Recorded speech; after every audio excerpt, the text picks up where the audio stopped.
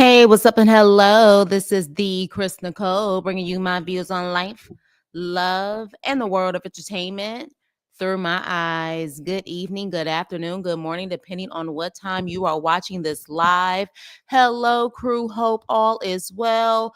Please hit the likety like button on the way in. My apologies for the delay. There were some technical issues, but I am here. So, I'm sure some of you are wondering why in the heck is Chris Nicole back on here talking about Sinners?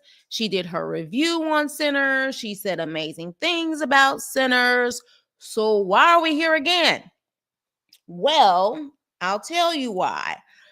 I got played. And let me explain.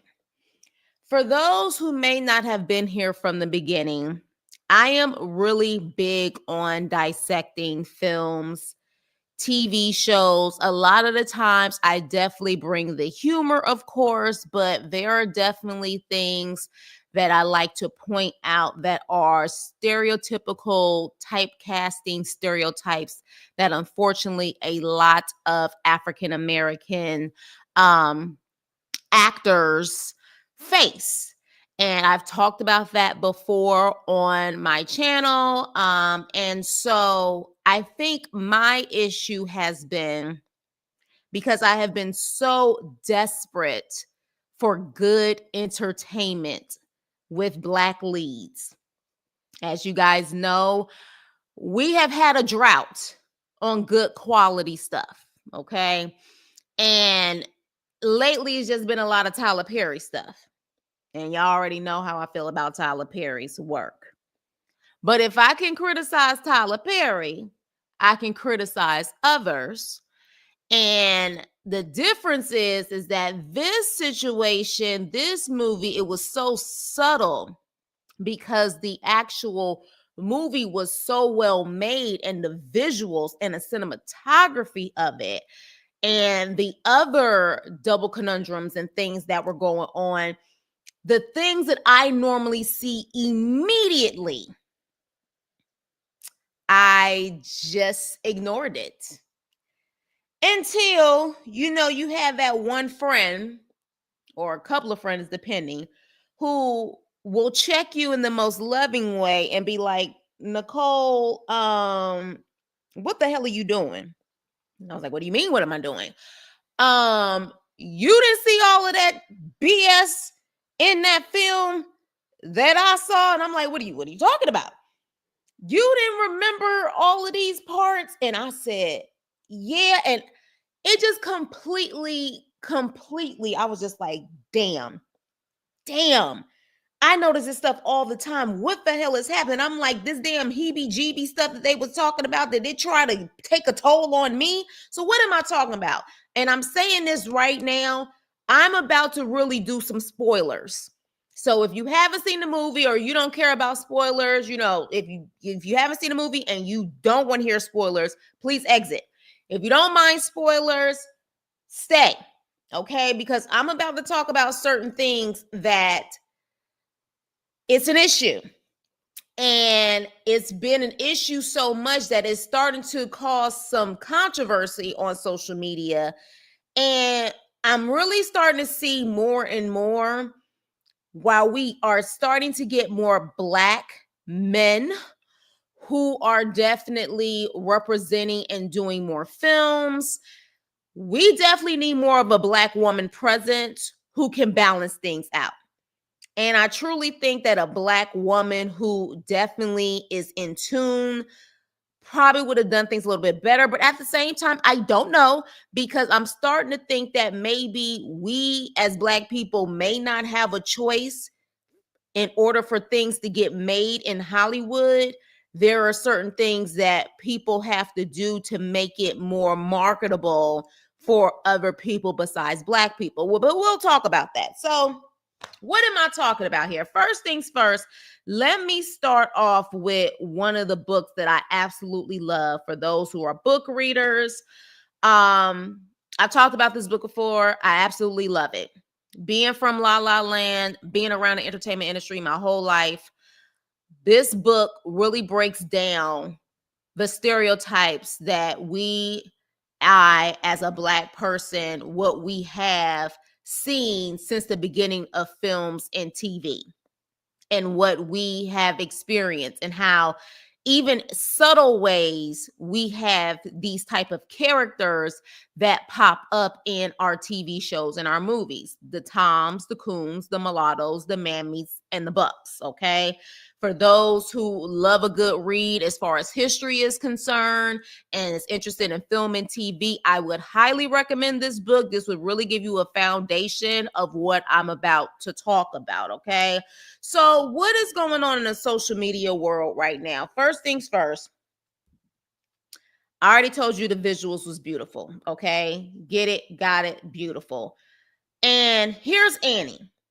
And I talked about Annie. I even did a short on Annie. Annie is pretty much I don't know if she was considered a wife or just a girlfriend of one of the twins.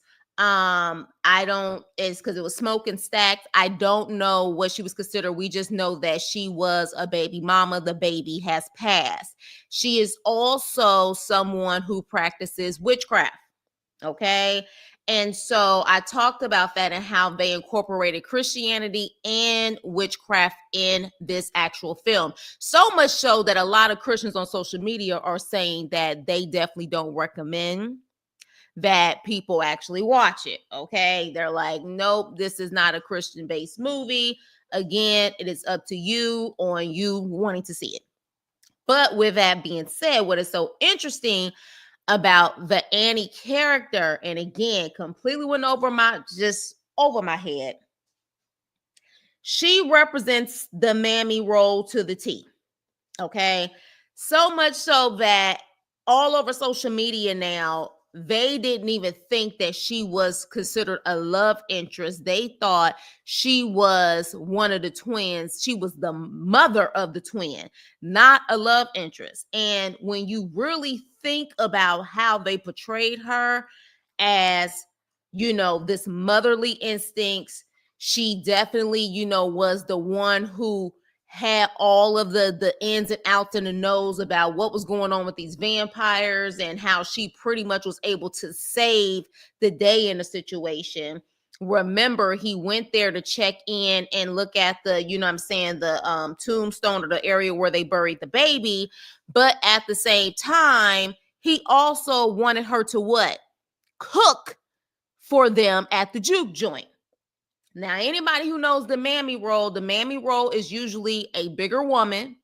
She's usually an aide of some sort, typically the cook, typically the maid, and so when you really think about it and break it down, while you're thinking that, it's pure entertainment, she is playing what would be considered the mammy role. He wanted her to cook some catfish. He wanted her to cook. Now, the reality is, when you look at her, as beautiful as this actress is, because she's a gorgeous woman. I don't know if you guys ever saw what was the show on HBO? It was a show on HBO that kind of had that sci-fi type of horror feel to it. I forgot the name of it, but it was only for one season. It had Jurnee Smollett in there. It had Jonathan Majors. You guys will know what I'm talking about. Put it in the comment section when you know what I'm talking about. But she was in that movie. She played Jurnee Smollett's sister. Beautiful woman. But when you look at this picture, or you look at her in the movie, it's nothing but struggle all on her. They didn't glam her up. They didn't make her look like she was desirable. They made her look like she's struggling and she'd been fighting her whole life. Didn't have her hair done. Just pretty much just looking like she had just so much weight on her. And that is the definition of the mammy role. Either she just looks like she's oppressed and she's defeated, or she constantly got a smile on her face and she just cooking and whipping in the kitchen no matter what someone says to her. So literally, when you look at this movie, she is playing that mammy role. You don't probably look at it like that. You probably don't look at it like that, because I definitely, as much as I catch on to this stuff ASAP, I was so involved. I had to bring myself back into what I know how to dissect and what I know how to do. And she definitely played that mammy role to a T. Okay. They really did not try to make her look like she was an attractive and a desirable woman compared to Mary. Now, Mary is the white woman, and we're going to talk about that. Make sure you guys hit the like button on the way in. Mary is the white woman that they want to talk about had a grandparent or a great grandparent that had some black or whatever the case may be, but definitely a white woman. If you see her, she automatically is seen as desirable, not just because she's smaller, but also because of the fact that, she is considered lighter. We already know about the colorism issues. Well, that colorism issue plays very much so in film too. And one thing I have noticed is that a lot of the promos that they have been using has Mary and Michael B. Jordan versus Annie, and I can't say the actress real name, but Annie and him. So this, in my opinion, Ryan Coogler probably purposely did this to sell this script. Or maybe he's talking about his own biases too. You know what I'm saying? Maybe he got those type of biases too, because his wife, if I'm not mistaken, is a biracial woman. So I don't know.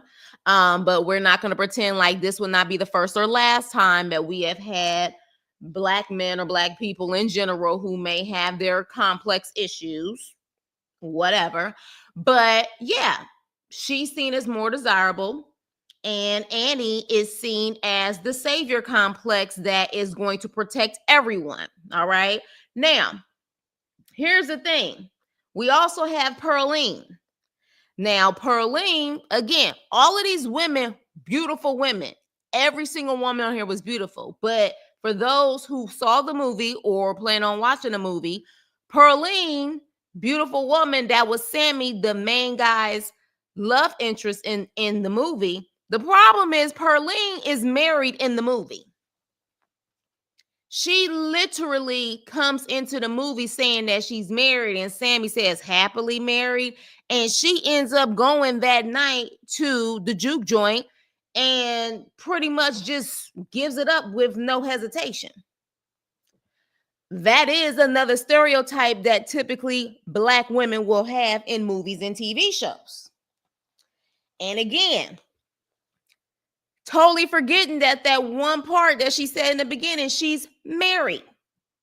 But completely went over my head.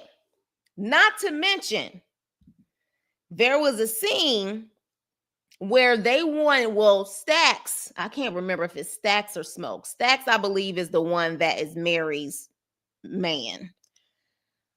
Stax didn't want her in the juke joint, Mary, the white woman. And she refused to leave. She said she wanted to stay. And I remember this part, but it went over my head, where he said, I will get one of these field females. And I don't think he said females. I think he said another word, if I'm not mistaken. But my friend had to remind me that he said, I'm going to get one of these field females. I think he said bitches, to drag you up out of here. And Mary said, well, you the one who taught me how to fight. I'll beat them all up. Now, who do y'all think he was talking about when he said these field girls? Clearly, she was the only white person in there. So who was he talking about? The Black women. And he called them field. Like, the house Negro or the field Negro. Yeah. Again, too busy trying to be entertained, right? And like I said, this is normally something that I would catch immediately. You guys, I apologize, but I said if I came to you saying how I like the movie, I got to come to you when I realized that I did not call out the bullshit too. So here I am. And as soon as I got off the phone with my friend, all of a sudden, all of these think pieces started coming out and all of this social media, because you know our phones be listening to us. All of the stuff started popping up on social media. And I said, damn, I dropped the ball. So I apologize. You can still go see the movie. The movie is beautifully made. However, there was a lot of troubling things in there that had a lot of stereotypes. And don't think because a black man wrote this and directed this that he still did not put that type of stuff in here, because it's there. It's completely there. So much so that a man that I have admired for quite some time, in my opinion, said the most ignorant shit a week ago on his page, and that is Spike Lee. So he says, big and bigger congratulations to my brothers Ryan Coogler, Michael B. Jordan, and the entire cast of Sinners. The opening weekend numbers are 46.6 million in ticket sales for US and Canada. Also, shout out to Warner Brothers co-chairs Pam Abdi and my guy Mike DeLuca. Last thing, also Haley Steinfeld is my sister. I go by the one drop rule. That's the blood truth roof. Now, interesting enough, he uses this poster, even though there's plenty of posters with the whole cast, or even just with Michael B. Jordan, because honestly, they have it to where it says Michael B. Jordan in Sinners, like he is the star, which he is the star of this actual movie.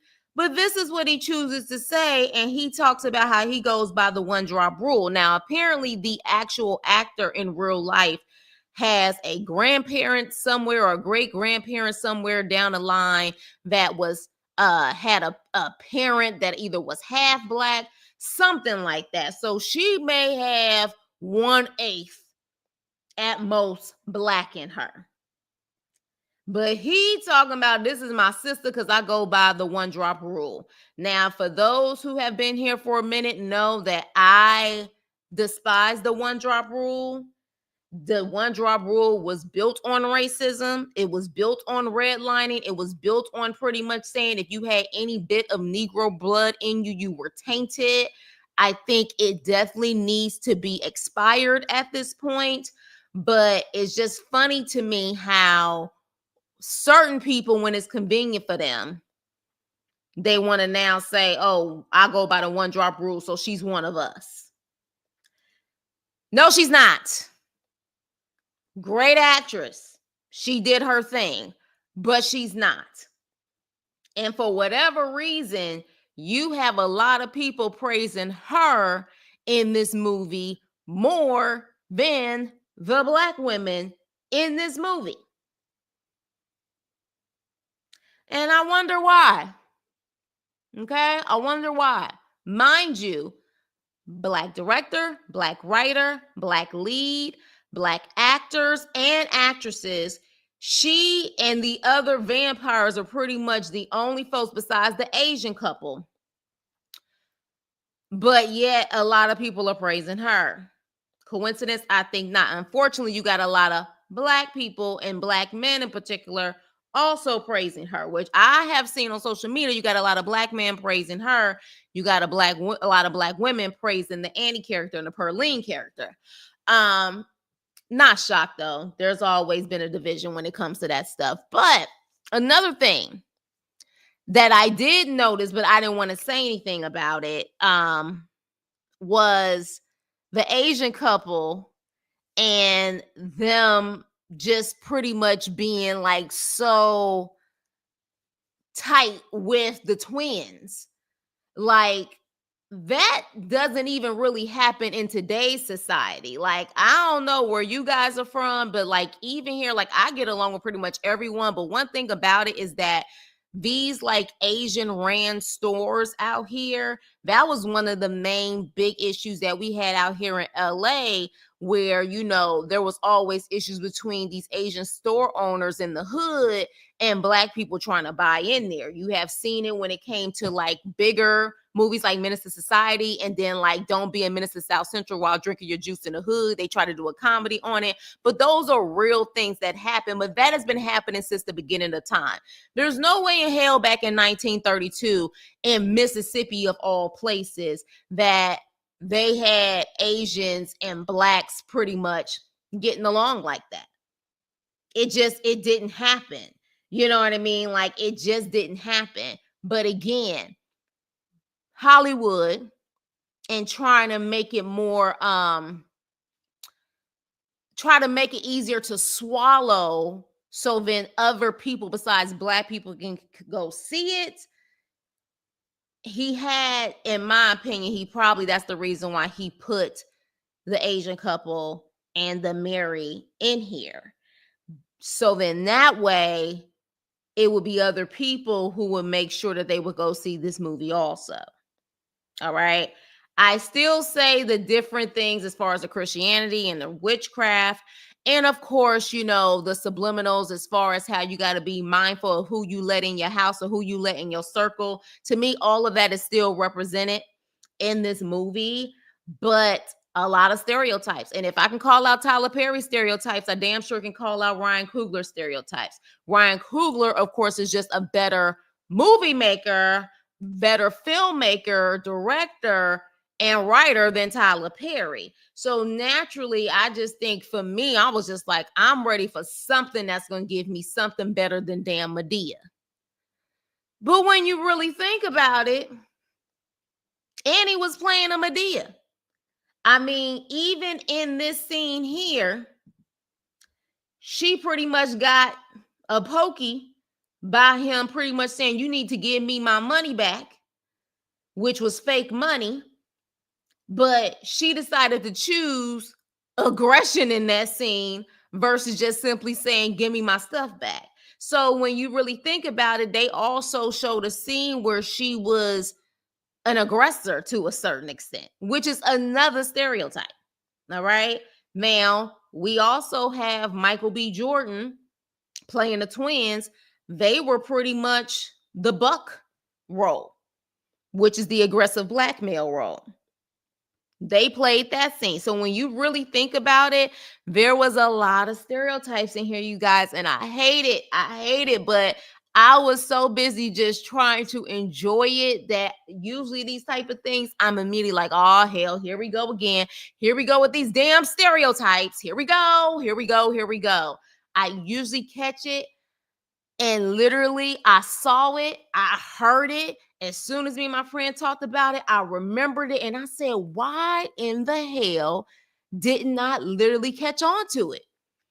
I heard it, I saw it, and usually that would turn me off, but I just said I enjoyed it and really did not give that critique. And look, sometimes some people, it's just like, look, I just want to be entertained, even if there's stereotypes, and I get it, but that's not me typically. That's not me. I like to break these type of things down. I really do. Now, again, I really wonder if a black woman wrote this and actually directed this, would this be a different scenario? Because we do have more black males coming out being filmmakers, but if you notice, we're still in a patriarchal society. So yes, black males will get those type of positions more than black women. I'm curious to see if they're going to finally allow some black women to step forward and be able to really show what they got. Now, we did have, we have Ava DuVernay. I don't know what she's doing lately, but I know that, she did When They See Us, which to me was phenomenal. And I like, besides of course the stereotypes that they gave, which is why they put them in prison in the first place, there was no, like, to me, really stereotype. You know what the hell am I talking about? That was a true story. So I can't really base it off of that, because a true story in the situation, like the father that tried to get his son to pretty much rat on himself or lie so he can go to prison. and get out of trouble. That actually happened. So I can't really say she wrote those characters a certain way. This is a true story. This is an actual like fictitious story. So the problem is though, I haven't seen Ava really do anything yet where she's making up characters from beginning to end. She did Selma, but Selma was based on true characters. And then, of course, she did When They See Us. She's done some other things too, but those are the main two that pop out. But those are based on true stories. So I would love to see her actually create characters from beginning to end. Well, I think she did Queen. Is it Queen Sugar? A lot of people said they love Queen Sugar. I did not watch Queen Sugar. For those who maybe have watched Queen Sugar, y'all let me know. And were there any like major stereotypes? But we need more than Ava DuVernay. We need more Black women in these spaces. So then that way there can be different stories told, because you can tell, in my opinion, now looking back at it, this story was definitely told in a way that this is a patriarchal world and this is a man's fantasy world, in my opinion. Man fantasy and the stereotypes all mixed in one.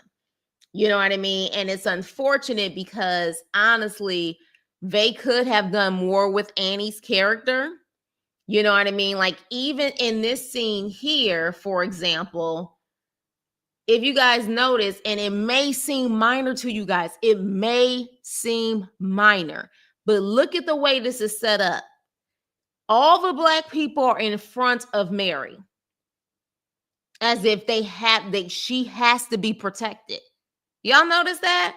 It may seem really minor, but one thing I learned about studying this and reading those books is the little things like that that are so subtle that you don't realize that this has a lot to do with the stereotypes.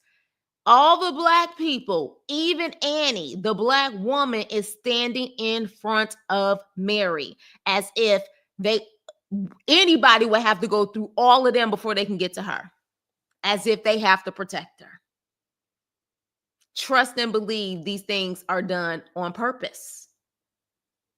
And even when, again, my friend was like, remember when Annie said she's family? That is a big scene. When the vampires said, well, why does she get allowed to come? Why is Mary allowed to be in here and we can't come in? Annie is real quick to defend her and say, because she's family.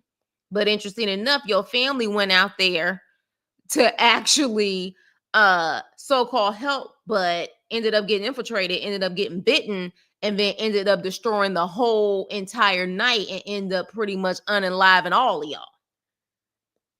So, again, and those are subliminals too, that you can't necessarily trust everybody. And just because someone was an ally at first don't mean they're going to stay an ally. I feel like that's what he was also trying to say too. But yeah, you guys, definitely there were some stereotypes. I'm not liking where this is going. I mean, at the end of the day, it was still done well. But I'm seeing a lot of division with, again, the Black men versus Black women.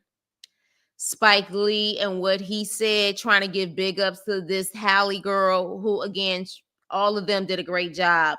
But the fact that he wanted to put in there purposely, I go by the one drop rule. I don't know if he was trolling. He's Spike Lee. I would say he doesn't have to troll. But at the same time, when you really think about it, Spike Lee's career hasn't really been the same since Chirac, because he had a lot of people on his head about Chirac and how horrible that movie was. And it was horrible. Sorry, it was horrible. Definitely wasn't Spike Lee from the 80s and early 90s. So I don't know if he was doing this trying to big up, because he's trying to make his way back in to be able to, get some more movies made or whatever. But to me, it was not even necessary for him to sit up there and say, Halle is my sister. I go by the one drop rule. Now that's blood truth. I don't understand why he said that, because let's be clear. I have friends who are not Black, and I'll say, that's my sister, that's my brother, because we're that tight. Like I trust them. Just by you saying that's my sister, you can just say that's my sister. That's like we go way back. That's my friend. the fact that he had to say the one drop rule, what was his purpose of saying that? And you should see his comment section. And you see a lot of the black women who saying one drop rule my ass. She ain't black. And then you have black men trying to defend the situation. So to me, it created even more division in the situation. And you have black women saying, okay, yeah, she was great, but Annie, her character was phenomenal. Or Pearline, her character was phenomenal. But again, he just said the cast after he said Ryan and Michael B. Jordan, two black men, but he wanted to give major props to Halle, but didn't say anything else about the sisters. I don't think Spike Lee is that dumb. I think he was trying to stir the pot and it was successful. Because now you got people going back and forth in his comment section. He posted this a week ago, and you will still see people posting in his comment section. And this is from a black man who definitely is a legend when it comes to filmmaking. But I mean, he's human too. And everybody got they stereotypes and everybody got their ways. And honestly, people have been saying Spike Lee has been a colorist since day one. If y'all saw Do the Right Thing, Rosie Perez was his love interest. Jungle Fever, y'all seen that movie. And then his wife that he's been with is a light-skinned woman. So he could be a colorist. Just like they say that Kenya Barris is allegedly a colorist too. Kenya Barris is the one who did Blackish, Mixish. He apparently is allegedly known for that too. And so I'm curious to see, I would like to see more black filmmakers that are more unapologetically black and really just kind of want to put it out there no matter how people feel about it and really do some things that are kind of like rock the world. But the problem is, I don't know if it would be allowed. And that's the biggest question for me. Do you have to have those stereotypes? Like I said, with this book, do you have to have some of these stereotypes in your actual filmmaking or your TV shows for them to be successful? That's the reason why The Cosby Show and shows like A Different World were so well respected, because you can tell they wanted to make sure that none of that was in those shows. Still to this day, The Cosby Show is like the highlight of showing black excellence in Tinseltown, in Hollywood. They didn't play that when it came to the stereotypes. They made sure they represented black people. They represented historical black colleges and universities. They represented educated, professional black people. Still family drama, but at the same time, none of the stereotypes that you typically see. And it really hasn't been done like that since then. There have been some shows here and there, but The Cosby Show is like they're the top. And I'm wondering if we no longer can have that again. It really makes me wonder. Can we, or are we allowed to have those type of shows, have those type of films, and they still will get a green light and get picked up and get financially backed? Can we? Because the last time that we had something that was close to that was, and again, you guys, it's late, my mind is slipping me, the guy who did the Nat Turner movie. Forgot his name, but his career hasn't been the same either since then. But he did the Nat Turner movie. He actually had to get independent funding because no one wanted to actually do it. He got independent funding, took it to Sundance, which is a major film festival, ended up actually selling it there, and it was the highest selling film to date, I believe, that actually sold at Sundance. And then all of a sudden, this big scandal came out about him dealing with SA back in college. And next thing you know, that film was pretty much destroyed, and so was his career. Y'all look it up. He did the Nat Turner film, and a lot of people speculated that it was purposely bought and destroyed because of how it literally showed Nat Turner rebelling and pretty much fighting for his rights, like, and truly being unapologetic about going for his freedom and doing what he needs to do for his freedom. A lot of people feel like that it was purposely bought so it can be destroyed, period. And that he can be destroyed to where he would never probably write or produce something like that again. And allegedly he hasn't. He hasn't even really been able to do a lot of acting because he was a major actor at one point. He was in the movie with Denzel Washington and Journey Smollett, the debate movie that they had. He was actually doing his thing, working his way up, and then bam, scandal happened. We haven't really heard from him since. Kind of sounds like Jonathan Majors when he was on his way up. So it's making me wonder if there's a pattern where you have no choice but to play the game and have one or two or all of these characters in your films and your TV shows to be able to actually be successful. Because even with Ryan Coogler's amazing resume, people had issues with Black Panther too. Remember, they were saying Black Panther. Why do you have the more darker melanated Black women being the front guards of protecting these Black men? Remember when people was talking about that?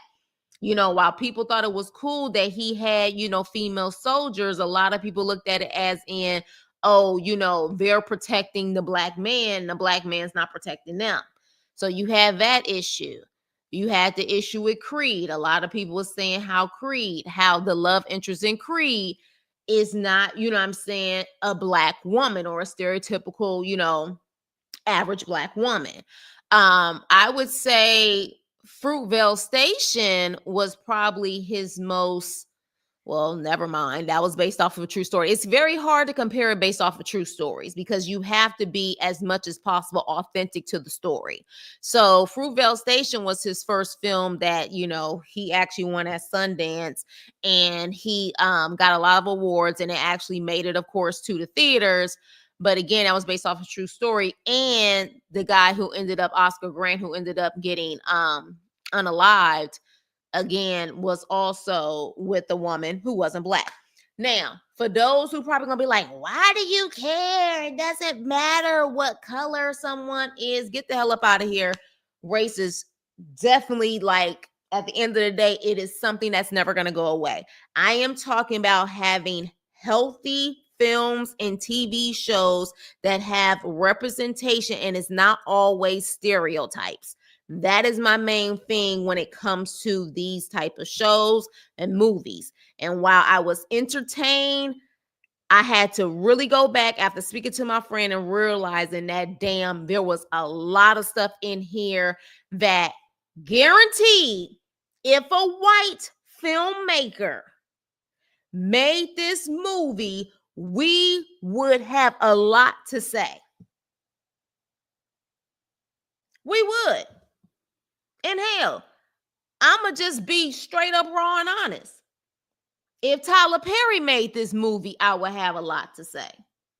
Because I'm more critical of him because of his resume. I wasn't as critical with Ryan. And if I had to look back at it, Ryan has definitely had some problematic things in a lot of his stuff.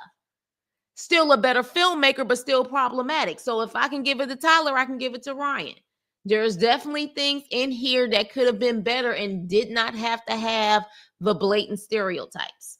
Even with the Asian couple, okay? The Asian woman is the reason why the vampires got into the damn juke joint in the first place, y'all. She's the reason. So you have Mary, the white woman, who completely started and kicked off that whole situation and unalived one of the twins. And then you have the Asian woman who literally decided she didn't care about everybody else's safety and said they all about to come in here. So again, a lot of stereotypes. But again, for those who actually have seen it, and now that I'm doing this, I'm curious to know what you guys think. All right. Sorry for those. Just try to go to the 5-minute mark. I was having technical issues. So again, you may have to skip through it to get to like the 5-minute mark where I start talking about the movie. But I want your opinion on this. Now that I kind of broke down certain scenes and what I was talking about, and for those who've seen the movie, y'all let me know if you understand and see what I'm talking about. Now, this book is amazing. I highly recommend it. For those who have a love for film and TV, and those who have a love for Black history and black actors, Black filmmakers in film and TV, I will highly recommend this, because I think once you read this, you will understand. Every time you watch something now, you're probably going to see some of these type of stereotypes, unfortunately. And this has been since the beginning of time, and here we are in 2025, and literally I just told you guys how we have the mammy, the buck, the mulatto, because I personally feel like they were trying to make Mary a mulatto in here, even though she's not, in my opinion, just because she has 1/8 Black from an ancestor back in the day. But again, that's why Spike Lee was talking about oh, it's the 1-drop rule. No, she's white. But I think they were trying to make her the mulatto, which is why in the movie, Sammy asks her, what is she? What is she? Like, oh, what are you? And she had to make a point that she did have some Black in her family way back in the day. So I think they were purposely trying to make her the mulatto. But really, she doesn't fit in this stereotype for me. She's the white woman, you know? But I want your opinions on it. I'm shocked that I had as many people that came into the live tonight, because this was a last-minute live. I didn't even have my notes. I was just speaking at the top of the dome as far as my thoughts on this.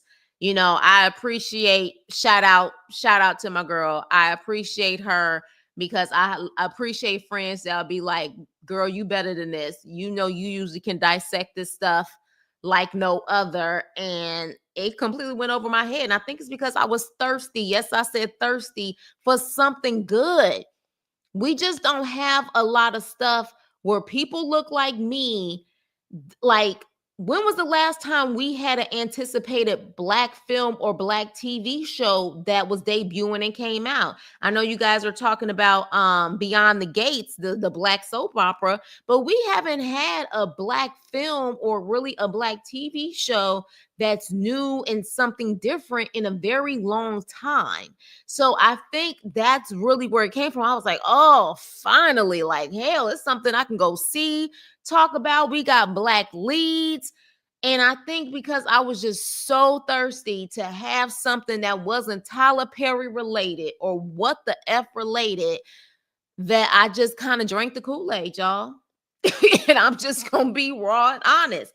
That's why I had to come back and do this. Make sure you guys hit the like button. I had to come back and do this because, you know, if I could talk to you about how great I thought it was, I can tell you, okay, now there are definitely things that are problematic that I completely just went over my head.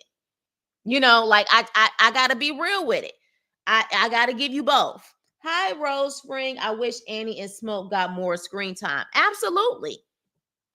More screen time than them talking about the baby or fake money versus real money, her witchcraft, or pretty much getting freaky tales from behind. You know what I'm saying? Like, and truthfully, what I would have appreciated if he was the first one to make that move on her versus her making the move on him. And see if you agree with me on that, Rose. She made the move on him. She was advancing on him. I wanted to see Smoke show how much he's attracted to her. You know what I'm saying? So, like, literally, there were a lot of things that were problematic that I'm sure, and again, I don't know Ryan Coogler's mindset, but I'm sure he thought, well, if I have a melanated big woman in here, that's representation. But it's not just about representation, it's how you represent us in the process. Just don't flop someone in there and say, okay, check mark, she's a melanated woman, she's dark skinned, she's a big woman, perfect. She's in here, my diversity here, my diversity here. No, it's how you write these characters, how complex these characters are, and not just the easy way out to give the stereotypes or the typecasting that we always see. You know what I mean? That's the problem. And again, I'm no prude. As you can see, and for those who have been with me from the beginning, one of my favorite shows within the past 5 years was Snowfall. We clearly know what Snowfall was about. I appreciated, though, that they gave another side to Snowfall that we had never seen before, that they were trying to say the Alphabet Crew possibly was involved in bringing that into the community. That was something that was like, whoa, like y'all talking about this, because that has been a rumor forever. And the fact that they wanted to do a show on that, I was like, hell, I'm here for this. But we're not going to pretend like we haven't seen plenty of Franklin Saints on TV. We've seen the Ghost Powers. We've seen those shows. I don't mind those shows as long as you make them a very complex character and it's the whole dynamic of the show. It has layers to it. But yeah, definitely a stereotype. But I also want the balance of not having a lot of stereotypes too. And Annie definitely gave that stereotype of the mammy. She did. She really did.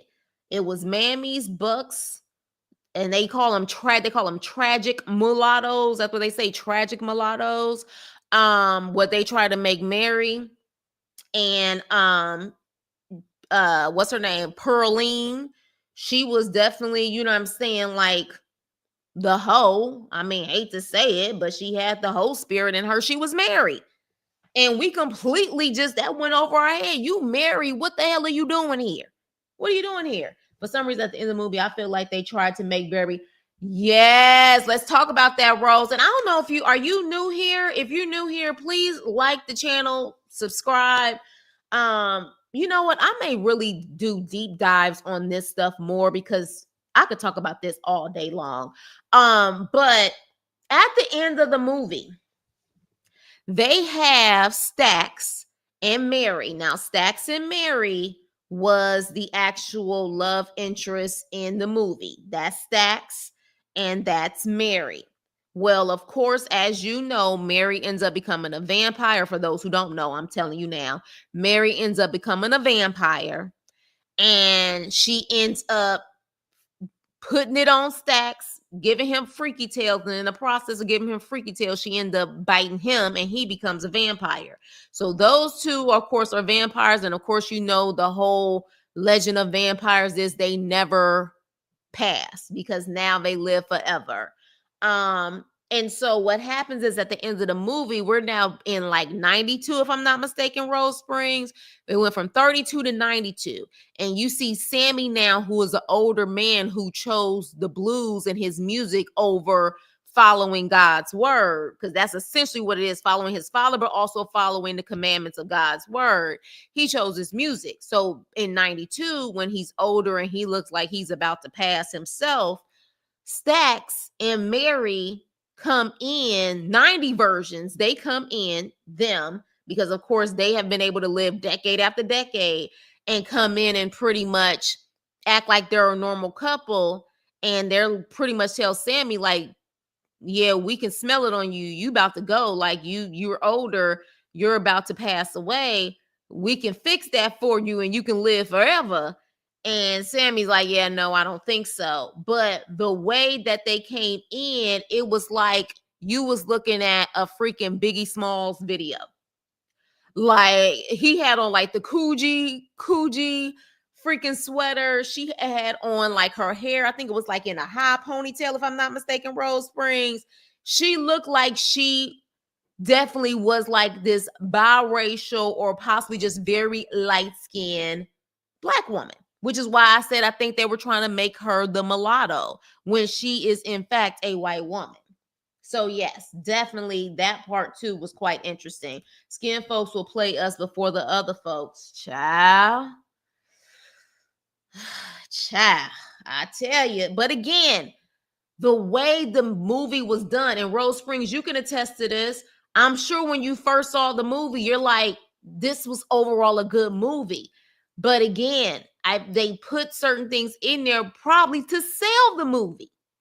Do you really? It makes me really wonder if he had truly an all Black cast and he truly showed up in like a whole different light, would this movie have been made? Now, here's the thing. It's possible the movie could be made. You know why? Because we have had those type of movies. I loved Denzel Washington Fences with Viola Davis. Excellent movie. Excellent movie. And for me, again, but see, here's the problem though. August Wilson did Fences, and Fences is back in a certain time period. So the problem is some could say that there were some stereotypes too, but Denzel to me doesn't play those games when it comes to stereotypes. And if he has to have them, because of course, August Wilson, that's his play that he turned into a movie. Even if he has to have them, he tries to make them very subtle. He doesn't like that type of stuff. If you notice Denzel, he don't like it.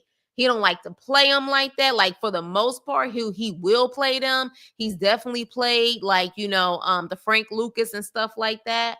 But and of course Training Day.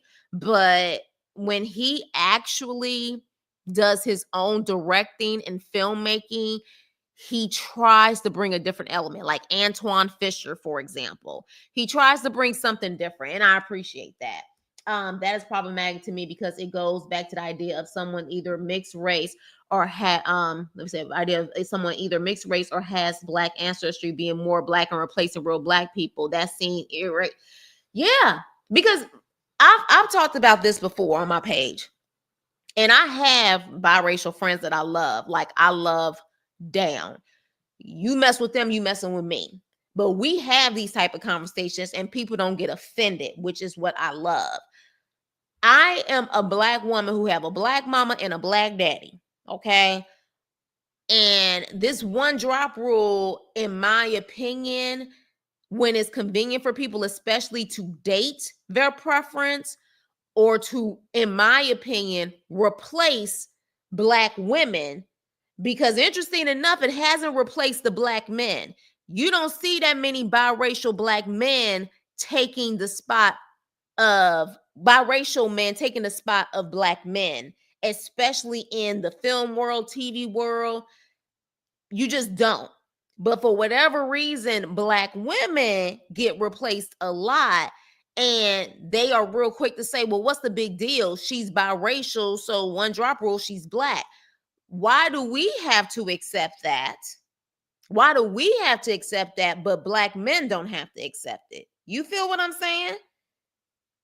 When you really think about it, some of the top women in this industry, which is why I love Viola Davis and I love Angela Bassett, because we need that representation. But it's almost like we can't have, and it's not a complaint, but it's more like we can't have our own spaces and still be considered the top of the top. We have to share our spaces, but Black men don't have to share their spaces with biracial men. Does that make sense? You know what I'm saying? Like that's what, and it's not all the time, but I'm just saying, like for me, black mama, black daddy, I'm a black woman through and through. There is no ifs, ands, or buts about it. So coonery was made more about, yes. Yes, girl. Yes. You know what I'm saying? And he can't even say, like, he wrote this and he directed this. And I'm not even saying that that's what he is. But again, something tells me, because of how the industry is, he wanted to make a point of putting other people besides black people in this so he could sell it. But that's just my opinion. Instead of maybe, just maybe, making it a certain way. And at this point, because you're Ryan Coogler, or invest your own money in it, or you have enough people who will support you where you can get financial backing. He wanted studio backing. So when you want studio backing, then yeah, you have to make sure that it reaches a broader audience. You know what I mean? Yeah, I think he had to add Hallie Steinfeld, who plays Mary, but I still wish he could have pushed for the entire main cast being black. I wish that too. Somebody got to push it, Rose. Yes, please make sure you hit the like button, you guys. Please, please, please hit the like button. I know this is long, but please hit the like button. Somebody has to push it so it makes room for other people. Without the Cosby Show, we wouldn't have had so many other shows that came after it. You think the Cosby Show didn't open up the doors? Of course, we know it opened up the doors for A Different World. Bill Cosby produced that. But because of the Cosby Show, do you think we would have had the Martins? Do you think we would have had the Living Singles? Do you think we would have had the New York Undercovers? There are so many, because it showed that it can be done. Black people can be successful. That is still to this day probably the top sitcom out there, especially for Black people. It probably still is in the top 5 still to this day. It opened up doors for so many other opportunities. If we continue to have films like this while it is making money and it still was beautifully made, what does that say when other Black filmmakers or other Black writers come into play? Is everything going to have to be changed up and certain spices taken out and make it more bland just so you can actually get it picked up and actually be able to work? And I feel like someone's going to have to push through and do it and show that it can be done successfully. So then other people don't have to be apologetic. They can be unapologetic about their approach and how they write and how they make films. Someone's going to have to do it. You know what I mean? Someone's going to have to do it. And I don't know if Ryan Coogler is going to be that one. I don't know. Because Black Panther, not just those Black women who were soldiers, but what was another big thing about Black Panther that people talked about? The colonizer. You giving a colonizer the secrets. What was it? The titanium. The colonizer. That in itself. But again, Black Panther, Marvel, he's still an employee at the end of the day. He's still an employee. You know what I'm saying? And he's playing a higher ranks game. He making millions of dollars. But I just wonder if we as Black people can make millions of dollars and still do what we love to do without the sacrifices like that, or without screwing other Black people over or making us look a certain way. Like, I wonder if it can, like, it can be done. I think it's just going to have to take someone who's going to be bold and someone willing to give that person a chance, and it being so successful that you're just going to have other people who want to follow. Because at the end of the day, it's a money game. It is a money game. And they constantly say that Black films don't sell as much. And I beg to differ. I just think that you got to give people opportunities to be unapologetically who they are and write what they can write. And I think the audience will prove that if you give them something that they absolutely love, they'll they'll buy it. They'll support it. But with that being said, child, I didn't expect to be on here for an hour. We definitely had a good amount of people in the chat. Thank you guys so much for listening and hearing me ramble on. But I really want to know your take on this. I want to know, for those who have now seen the movie, I still say do. Go watch the movie. I am not saying do not go watch the movie. Watch the movie.